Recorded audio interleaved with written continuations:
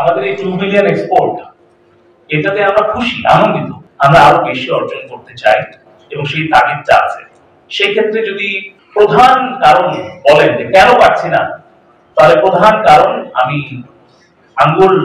তুলব university grants কমিশনের থেকে। কারণ হচ্ছে যে সাজ্জাদ ভাইকে সামনে পেয়েছি বলে ওনাকে ব্যক্তিগতভাবে আমি মানে দায়ী করছি না, কিন্তু আমি বলছি এই 15 বছরে পৃথিবীর যে শিফট হয়েছে, যে পরিবর্তনটা হয়েছে, তার সাথে খাপ খাইয়ে আমরা কি আমাদের কোর্স কারিকুলাম পরিবর্তন করতে পেরেছি? আজকে আমরা এআই নিয়ে কথা বলছি, আমাকে একটা বিশ্ববিদ্যালয়ের নাম বলেন 150 বিশ্ববিদ্যালয়ের মধ্যে যার এআই নিয়ে ফুল কোর্স কিংবা ডিপ্লোমা কোর্স আছে। মাননীয় আইসিটি উপদেষ্টা সাবজেক্ট সেটি কোর্সগুলো দূরের কথা, সাবজেক্ট হ্যাঁ রাইট। মানে আমার প্রশ্ন দেয়, আমার কথাটা হচ্ছে মাননীয় আইসিটি উপদেষ্টা শামীম ভাই, আপনার খেয়াল আছে বেসিসের আপনি প্রেসিডেন্ট ছিলেন, আমরা যখন মিশন 1 বিলিয়ন আমরা দিলাম 2021 এর একসাথে আইসিটি ডিভিশন এবং বেসিস একসাথে লঞ্চ করেছিল প্রোগ্রামটা।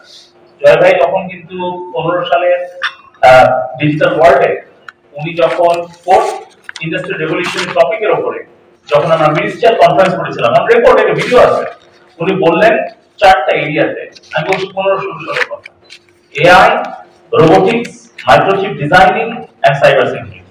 আমার যেহেতু টেক ব্যাকগ্রাউন্ড না, এডুকেশন ব্যাকগ্রাউন্ড মানে খুব উইক, এই কারণে জয় ভাই যা বলে সেটা বাস্তবায়নের জন্য আমি ইন্ডাস্ট্রি এবং একাডেমির সাথে অলওয়েজ আমি কোঅর্ডিনেট করার চেষ্টা করি।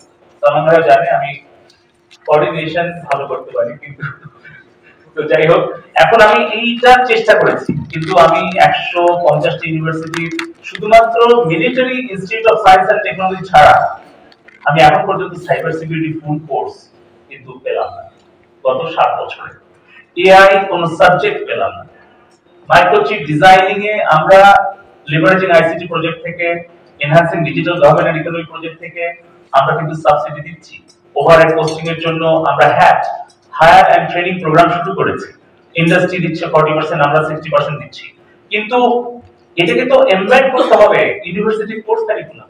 শুধুমাত্র ঢাকা ইউনিভার্সিটি যে আছে না, ওই যে এমবিএ, ওই যে আপনার আইবিএ ছাড়া অন্য কেউ কিন্তু কোর্সে আমাদের ওইগুলো ইনক্লুড করে না।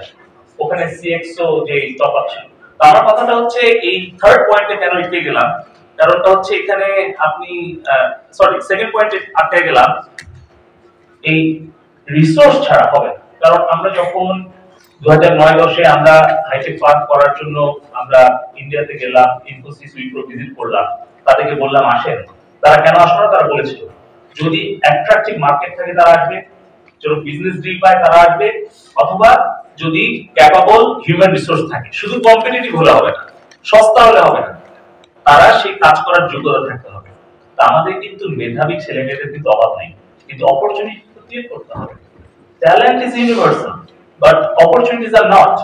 আমার হাম্বল সাজেশন, আমরা যদি এখন এটা রিয়েলাইজ না করি, তাহলে যেটা বারবার বলা হচ্ছে যে আসলে কিন্তু এই হিউম্যান রিসোর্স কিন্তু আর আমাদের রিসোর্স থাকবে না।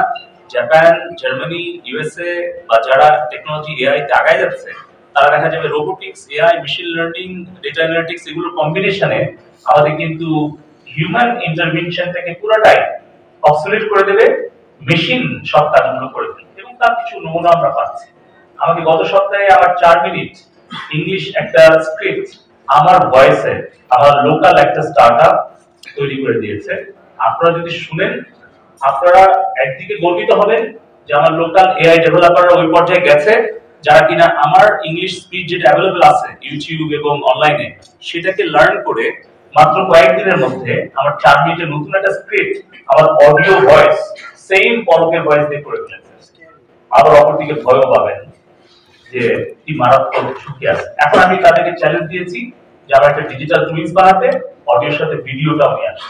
তারা বলতে পারবে, একটু সময় লাগবে। সো আমি এই কারণে বলতেছি যে হিউম্যান রিসোর্সটা আনেন। যেটা থার্ড আসতেছে ফান্ড।